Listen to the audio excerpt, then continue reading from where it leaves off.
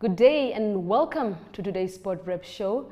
I'm your host, Limba Mupetami, here to bring you the latest in the world of sports. Now, let's get into today's Hitlist segment.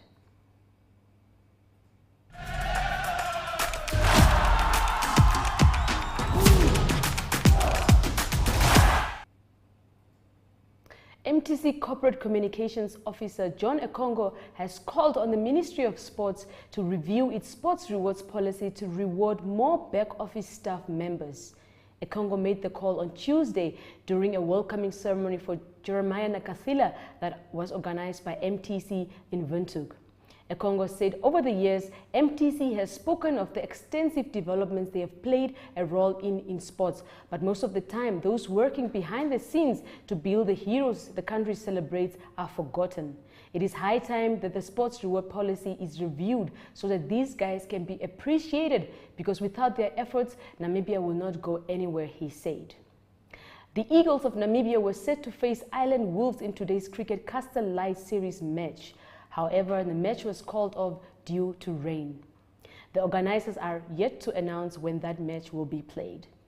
The second round features of the Central Volleyball Association Leagues took place in Windhoek on Saturday at the University of Namibia and Israel Patrick Yambo volleyball courts.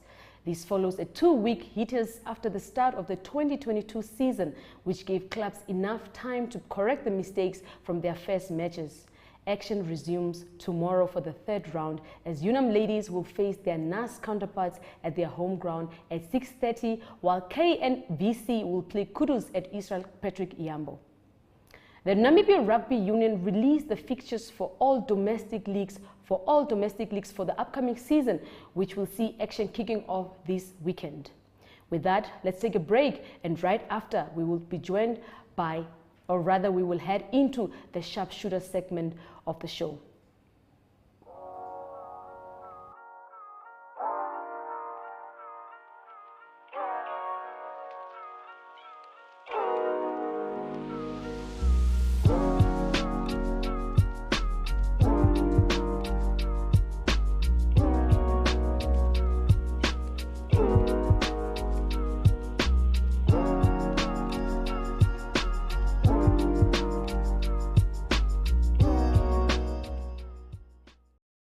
Choose your flex package with Paratus today. Sign up for ultra-fast fiber with the convenience of mobile LTE. That's two products in one bundle. It's new, it's one bill, and you can stay connected in more than one location. For more information, visit paratus.africa/NA. Always prepared. Paratus.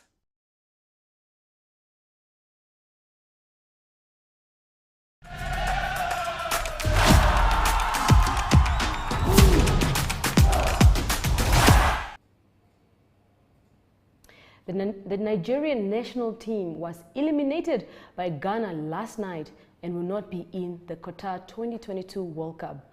It will be the first time the Eagles of Nigeria in 16 years will not be present at the World Cup. The fans went wild with rage after the final whistle, wreaking havoc on the pitch. Now, without sufficient security to contain people, there was an invasion on the pitch, as you can see this footage here. You know, one of the most viral videos just showing how people ran onto the pitch, throwing bottles and literally just destroying anything to everything that they could get their hands on. And some of the fans also tried to enter the tunnel, trying to grab some of their players in attempts to attack their countrymen. We have, right after this footage that you're seeing here, we will be joined by Namibian, or rather we will be joined by Lesley Tjiueza, a TV presenter and personality as well, just to speak on what took place, or rather sharing his sentiments on what he thinks should be done to these Nigerian fans. Yes, hello Limpa, thank you so much for giving me a chance to be able to give my minute of thoughts on the 5 teams that qualified to go and represent Africa at the World Cup in Qatar 2022. Cameroon, Morocco, Tunisia, Ghana and Senegal. Senegal are African champions. I think the big change really for Africa here will be with Senegal.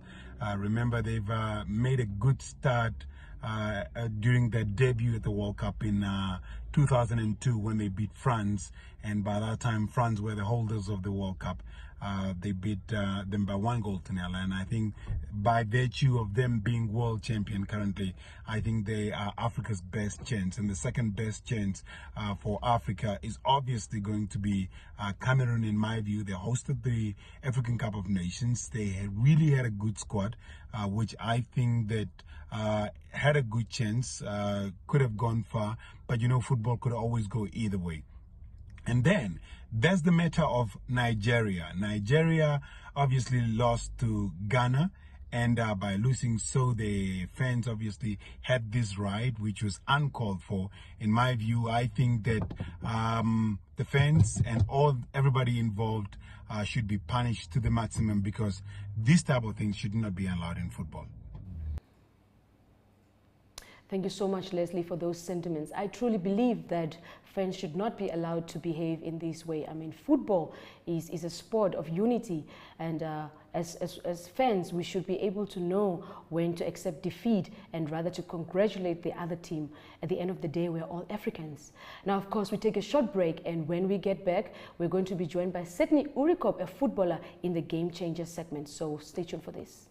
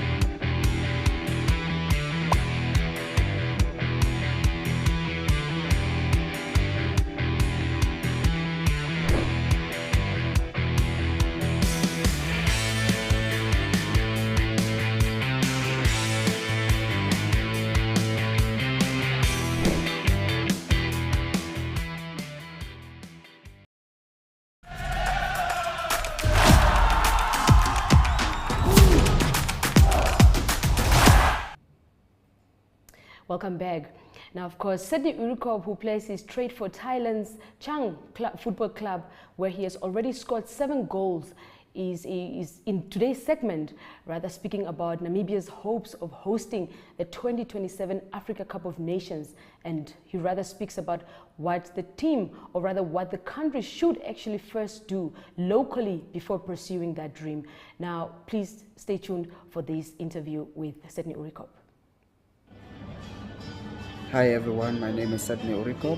I'm based in Thailand and I play for Utradit FC. And I'm currently contracted until end of March. So yeah, I'll be here, but I'm in negotiations with my current club. Yeah, but the aim is I want to leave Thailand at the moment. Yeah, but leaving Thailand won't be easy because of the COVID and traveling regulations and all that. So I think I'll be here for another year or so. Yeah, I've been here for some time now in Thailand, and the environment is really good.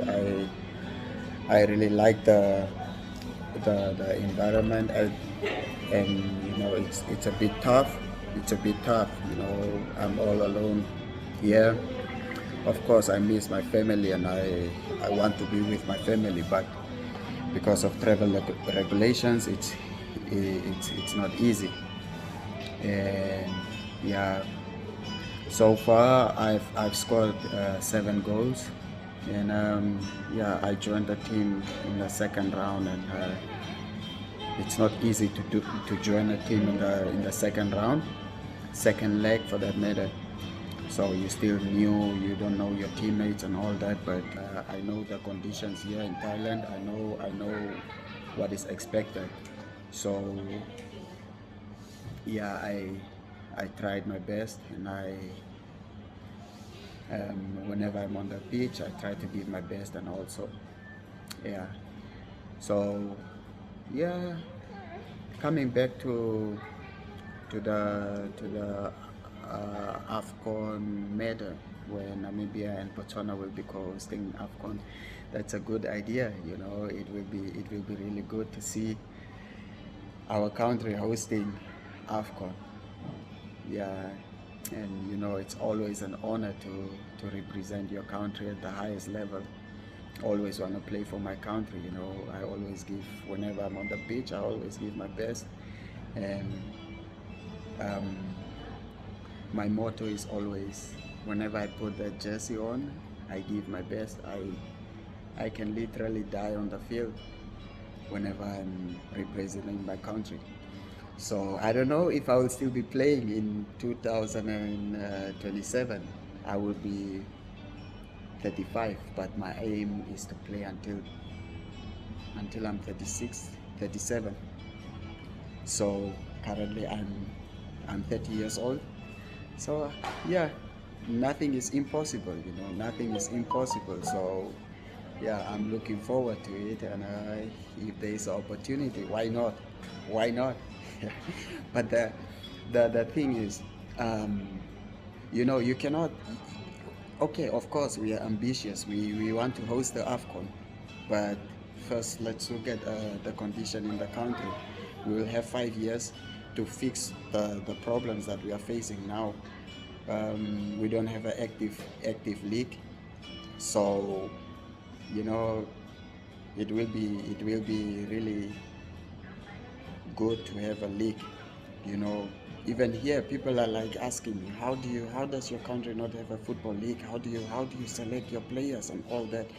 And I'm like, I will just be like, no, the players are playing in the neighboring countries and blah blah blah blah, and I'll just change the topic with immediate effects.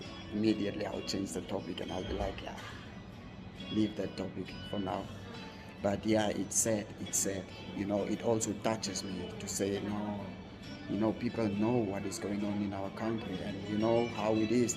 People will always come back and say like, oh, okay, so you are playing here because there's no league in your country. But then, you know, as an ambitious player, a player with ambition, you cannot be in a comfort zone. You cannot always be in your country. You want to play outside and all that. But then it's also sad to see sometimes you have setbacks, sometimes you really go through hardship. So I plea also to the leaders to look into it and do something. Like, players are aging, you know. Players are aging, and it's really tough. It's tough out there. It's tough for us, you know. We want to see our players outside. We want to see our players playing in different professional leagues. But it starts at home. We have a whole lot of talented players, but there is no active league. So please look into it and do something. We cannot. We are already almost 4 months into the new year, and still nothing is happening at home. We don't have proper football pitches.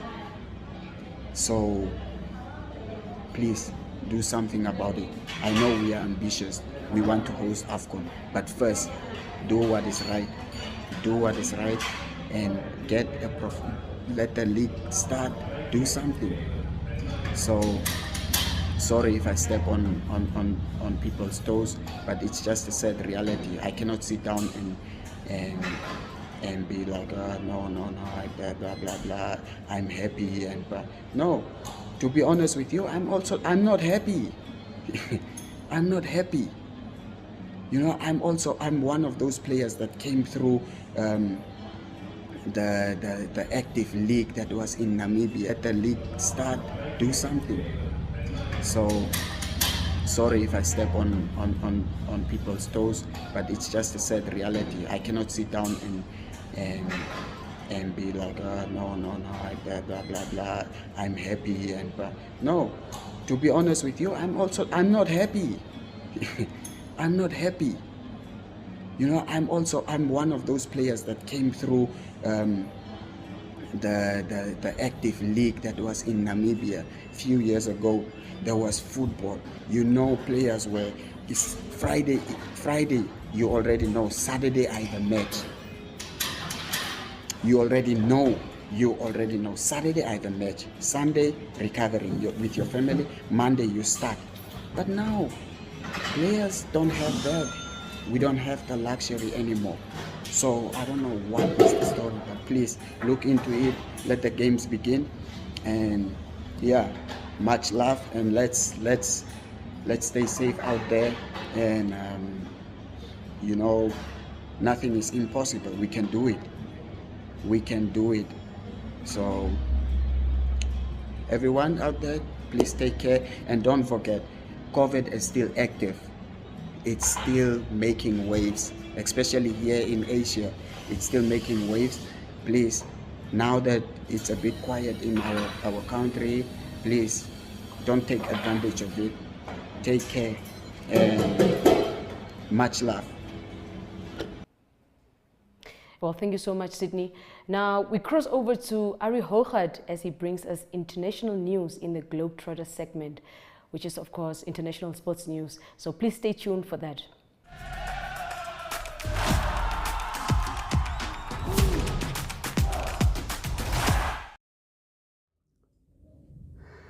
Good day everyone, it's international sport, and we start off with the Cricket World Cup in New Zealand, the Women's World Cup, and the first semi-final is done. It was Australia that played against the West Indies, and it is Australia, the 6 times champion, that beat the West Indies quite convincingly by 157 runs. It was Australia that batted first. They made 305 for the loss of 3 wickets, so quite a big score, and it was they were 216 without loss. The big score was made there by Alison Healy. She is the opening batsman and also the wicketkeeper for Australia, Alison Healy, and she scored 129 runs off just 107 balls. So she's definitely in good form, and she will be a big factor in the final that's being played on Sunday. And Australia will face the winner of England and South Africa that will play the second semi-final. And it is South Africa's got a tough task if they want to win the World Cup. They need to beat the defending champion England first in the semi-final in Christchurch, and then if they do qualify for the final, they need to play the 6-time champion Australia, and that final will also be played in Christchurch. Now we continue with some soccer news, football news, and it was a big qualifying games for the Qatar World Cup that's taking place in November this year. It was African teams. There were 5 big games played. The first one to mention is Senegal that went through against Egypt on penalties. It was the same as in the African Cup of Nations. The 2 teams had to go to penalties. It was 1-1 on aggregate. That game was played in Senegal, and in the end it was Sadio Mane again that scored the last goal for Senegal in the penalties to send them through to the 2022 World Cup that's going to be played in Qatar. Not a good day for Egypt, and it was Mohamed Salah, one of the Egypt players, that missed with their penalties. And it was also quite controversial because there were green lasers being pointed at the Egyptian players the whole time as they prepared to take the penalties. Other 4 results I can mention of teams that went through in Africa is that Ghana went through. They beat Nigeria. It was 1-1 on aggregate, but they go through on away goals, and there was quite chaos in the stadium after the final whistle, with Nigerian fans running onto the field not being happy with the result. Tunisia beat Mali, that is 1-0 on aggregate. Tunisia go through to the World Cup. Morocco beat Congo by 4-1, the Democratic Republic of Congo 4-1, 5-2 on aggregate. Morocco go through, and then Cameroon, they're the last team that go through, and they beat Algeria by 2-1. It was 2-2 on aggregate, but Cameroon go through on away goals. Some friendlies were also played, international friendlies. It is South Africa that found it tough to compete with France, the world champions, and it is France that beat them in Paris by 5-0. And other results, friendlies that was played was England beat Ivory Coast by 3-0, and then also Belgium too strong for Burkina Faso, and the score there was also 3-0. And we continue with tennis news on international sport, and it is the Miami Open that's taking place in Florida in the USA. Men and women playing in the tournament. It is a thousands tournament on the ATP and the WTA. And news from the men's draw is that Stefanos Tsitsipas, the third seed, is out. He was beaten by Carlos Alcaraz of Spain, the 13th seed, by the score was 7-5 and 6-3. So Tsitsipas out, Carlos Alcaraz through. Also with Southern African interest, it is Lloyd Harris that also is out of the tournament. He lost in the round of 16 to Poland's Herbert Hukes, and he is the 8th seed. The score 7-6 and 6-2. And the two seeds that is through in the men's draw is Daniel Medvedev. Medvedev still on the winning ways. He beat Jensen Brooksby of the USA, and then Alexander Zverev, the second seed, is also through to the quarterfinals. In the women's draw, it is Naomi Osaka that is playing good tennis again. She, in the round of 16, she beat Danielle Collins, the 9th seed, and the score there was 6-2 and 6-1. And then she will now play the Olympic champion, that is Belinda Bencic of Switzerland. And Bencic got the better of Australia's Daria Saville of Australia. That was the score 6-1 and 6-2. And to end off international sport, some motorsport news. It's motorcycle MotoGP news, and it's a bad news for Repsol Honda. That is Marc Marquez. He's still not well. He got injured in the Indonesian Grand Prix in the warm-ups. He had a very bad accident and he had concussion, and he's still complaining of double vision. So it is Marc Marquez that won't be able to race in this weekend's Argentinian Grand Prix. So he's out of the Argentinian Grand Prix. Southern African interest there will be Brad Binder and Darren Binder, the South Africans. They will be flying the Southern African flag at the Argentinian Grand Prix. So that's international sports for today. We talk again tomorrow. Have a great day, everyone. Bye-bye.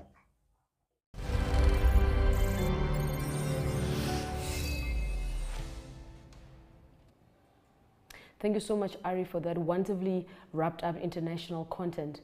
Now we've come to the end of today's show. Please do catch us again tomorrow. Same place, same time.